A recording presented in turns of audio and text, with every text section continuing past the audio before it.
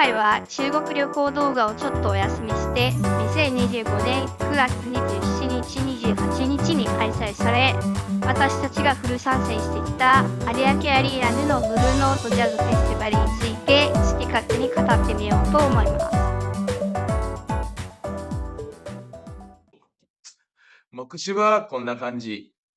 第2個も含めた有明アリーナでのイベント攻略の一助になればというのと、私たちの今年のフェス参戦記録として作成してみました。出演者ステージの勝手ランキングは完全に私の試験ですので、笑って流してください。ディスる要素は控えめにしたつもりですので、フェスの醍醐味、新しい出会いがあって楽しいイベントでした。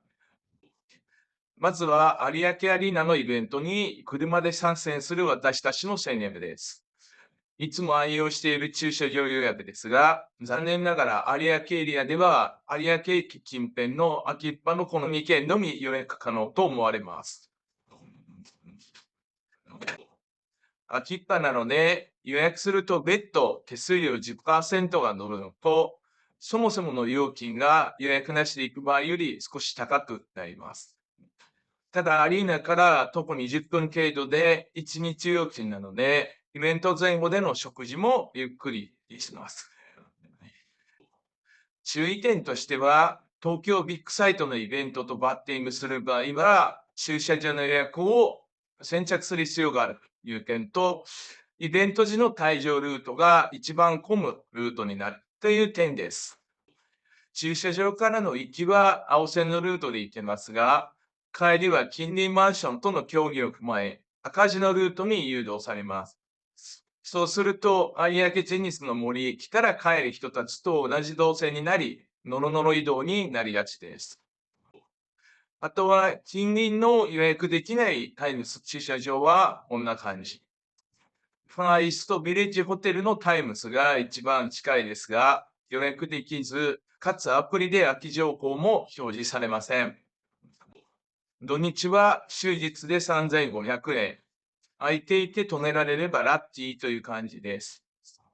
イベントの帰りは途中までテニスの森駅という人と同じ迂回ルートで帰る必要があり、少し時間がかかります。私たちのおすすめは、マップ右側の青表示になっている123プラス N というパチンコ店ビルのタイムス駐車場です。ここはアプリで空き情報が確認でき、475台の巨大駐車場ビルになり、24時間の料金が1980円です。屋内駐車なので、真夏や雨の日も安心。向かいにイオンがあり、持ち込み飲食物の調達もできます。イベントの帰りには、東雲駅方面の動線で、大多数の方とは逆方向になるので、人も少なくて移動もスムーズです。徒歩は結局20分程度にはなりますが、人混みで帰る必要がなく、運河沿いをゆったり散歩しつつ、フェスの良い余韻も残るので、意外と便利な駐車場です。ただ、パチンコ店の空気感が嫌いな人は少し抵抗感あるかもしれません。最後は有明ガーデンの駐車場で、ここもアリーナからは近いです。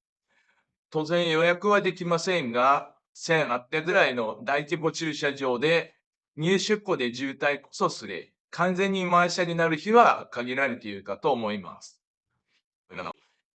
問題は料金で、通常は上限金額3200円の設定がありますが、近隣にイベントのある特定日は上限がなく、1時間1000円になります。有明アリーナのイベント時の土日は間違いなく特定日になるかと思います。あとは有明ガーデンで食事したりしたサービス券の分と、イオンカードホルダーは強力な割引特典があるので、年会費無料のイオンカードを1枚作っておくのは手だと思います。私たちもイオンカードを作りました。今回のフェスは13時から21時過ぎまでの長いイベントでもあったので、私たちは予約なしで、土曜はファーイストビレッジホテルのタイムス駐車場、日曜は123プラス N のタイムス駐車場の利用でイベントに臨みました。続いて、チケット価格と席種について。ここは好みがはっきり出るところだと思うのですが、私たちは基本的に席番号が抽選の場合、平場のアリーナ席は避けることが多いです。なぜかといえば、大抵のアリーナ席はパイプ椅子仕様で狭くて硬いし、平場で後ろの方の席になってしまうと、2階席より劣悪な環境になってしまうから。はっきり言って、この席マップの場合、アリーナ平場の S 席の後方より、2階席の S 席の方が座席に傾斜もあって見やすいと思う人は多いはずです。私たちもそうで、実際今回のイベントは A 席だけそこからしたわけです。今回 VIP 席だけはパイプ椅子でなく、ちょっと良い椅子になっていましたが、これだけ価格差をつけるのであれば、購入者が割り待てたと感じさせない仕組みを運営にはお願いしたいところです。イベント当日を見ても、SS 席は売れてないので、アリーナ中央の一番目立つところがスカスカで見栄えが悪い会場になっていたり、サイド側の A 席は誰も座ってないのに、A 席完売と案内していたのも不誠実に感じました。S 席のサイド側は2階席も座っている客がいたので、少しでも単価を上げたいということで、A 席を完売扱いにするのは違うと思うのです。せめて平場のパイプ椅子と2階の固定席は席種を分けて、また正面とサイド席も席種と料金を変えれば、お客さんのニーズに応じて買いやすく、売りやすくなったのにと思います。この S 席が全部同一料金というのはひどい。私たちは正面の A 席で、座席の傾斜も十分で、土曜日は前の席にストローハットをずっとかぶった女性が座っていましたが、あまり気にならない感じ。総じて満足感の高い座席でした。もうちょっと金額出して、2階席、S 席の前列を狙いたいところですが、抽選でアリーナ平場のパイプ椅子で、かつ後方座席になったらと思うと、S 席での抽選応募は見送らざるを得ない感じでした。VIP と SS 席限定の売店、グッズ売り場は確かに列を避けるという意味では差別化にはなっているなとは思いました。館内の自販機の水だけで、他の飲料はすべて長時間並んで買うというのはちょっと厳しいな。正直、飲食物は持ち込み禁止になっていましたが、運営も見逃していて、大勢が水筒やペットボトルと軽食持参で来ていた印象です。限定コラボメニューとか出せないようなら、飲食物は持ち込みフリーで良いのにと思った次第。さて、ここからは出演者の勝手ランキングです。私たちはもともとはノラ・ジョーンズとインコグニート・ミタサに参戦決意していましたが、今回2日間全投資で見た私たちのステージランキングはこんな感じ。画像サイズでなんとなく感じていただければ。テイク6だけスクショし込めました。すいません。今回の一番は、ブラジル出身のピアニスト、アマーロ・フレイカスのトリオ。前半は3人とも超絶技巧系のプレイで音が多く、大きい箱向けの賑やかでご機嫌なアプログルーブ。後半は Amazon の自然をイメージした一転して優しいネイチャーサウンド。ブラジルの北廊下姫亀か。全く知らなかったアーティストなんですが、今回知ることができて嬉しい。アルバムも聴いてみよう。ライトなファンが多いフェスでは、ボーカルを入れないと尺が厳しいのかもしれず、そういうブッキングも多く見えますが、今回の2日間でボーカルなしでやりきったのは彼らだけ。1時間があっという間で1位にしました。審査の2位は、大鳥で圧巻のステージングだった2位を。キャリア20年の2位は、皆が聞きたい Because of You は序盤でさっとやり、まずはオールドファンをしっかり安心満足させてから、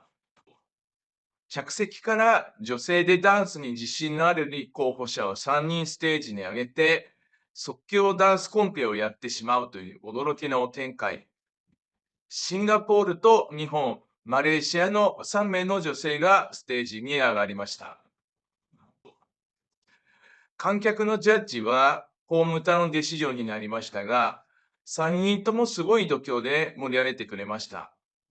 こういうところで舞台に上がって、全くもって物おじしない、日本人も変わったなぁとおじさんは思うのです。そこからはひたすら上げて、上げて、で、余分なアンコールの時間も入れずに、時間を超えて一気にやりきって、スパッと終わる。アイテム投げ入れたり、サービス精神満点の楽しいステージでした。3位は我らがインコグニット。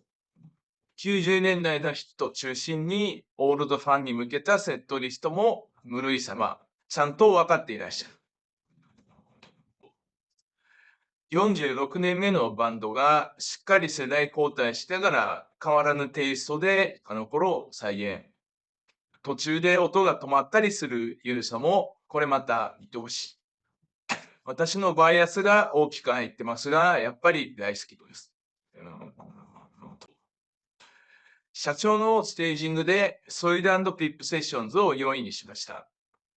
コアファンだけでないフェスの2日目最初の当番で、客席もスカスカな中でさすがな煽りと盛り上げ方でした。ファン層がままらなフェスで観客にオーニャフィート煽って客を立たせてくれたのは、こういうフェスの空気感の中ではありがたい。大好きなウォンクのお友達、サックスのメルローまで見れて大満足。5位は私たちは初めましての創設57年のファンクバンドターオムパワー。こちらも世代交代しつつ続いているロングランバンド。ヒューイ・ルイスのバックバンドが始まりと聞けば納得のサウンドです。他方で一番新しいメンバーでリードボーカルのジョーダン・ジョーンの歌はたまにウエストコーストの AOR な感じで曲もあったりで私たちは好きなやつ。初期面のエミリオは元気いっぱいでした。続いては、狭間美穂家が見えると楽しみにしていたテイク6との共演が6位。オケ単体は最初の1曲だけで、美穂さんの発声もテイク6を呼び込む時だけで、ビッグネームに遠慮していた感じなのですかね。どうしてもテイク6よりいつもラジオで聴いている狭間さんが気になってしまうのですけど、初めて見た狭間さんはスレンダーで立ち姿も凛と綺麗で素敵でした。今度は狭間家の単体公演に行きたいです。続いて当初の参戦目的の一つだったノラさんが7位です。日本での出演はこれが初めてらしいのですが、何かあったのですかね。ステージのバックにあったブルーロートジャズフェスティバルの幕が彼女の出演中は見えないようになっていて、いろいろこだわる感じなのか。他の出演者はきっちり時間厳守だったのが、彼女だけスタートが遅れ。トークも苦手なのか、重視していないのか、ほぼありません。こうなると、ライブの特別感もあまりなくて、私たち的には彼女はライブより CD で聴くアーティスト認定する感じになっちゃいますね。行き上がり上8位になってしまいましたが、三浦大知さんはサプライズ。テイスト違いとか、なぜこのブッキングとかもありましたが、さすがのファンパワーで、大鳥の2両以外では、日曜では一番盛り上がっていました。45分と他の演者より短い尺でしたが、MC もステージングもしっかり、すごく練られているプロ魂をとても感じました。こういうフェスのブッキングって深いなぁと改めて感じ、駆けつけるファンも素敵と思ったのでした。フェスだとお目当ての駒だけ来る方も多いと思うのですが、新しい出会いがあるのがフェスの一番良いところで、今回はアマーロフレーカスに出会えただけで、私たち的には大満足で、これがあるからやめられないという感じ。SS 席の高いチケットは結構売れ残ってしまったようですが、他の花火大会等は高いチケットにもいろいろと付加価値と差別化をして売り切っているので、イベントの継続のためにも運営には頑張ってもらいたいところです。グッズも安直な T シャツだけでなく、マグネット等の小物の充実もぜひお願いしたいところ。小物は溜まっても場所塞いでないので、毎回集めるのに T シャツとかタオルは結構困るのです。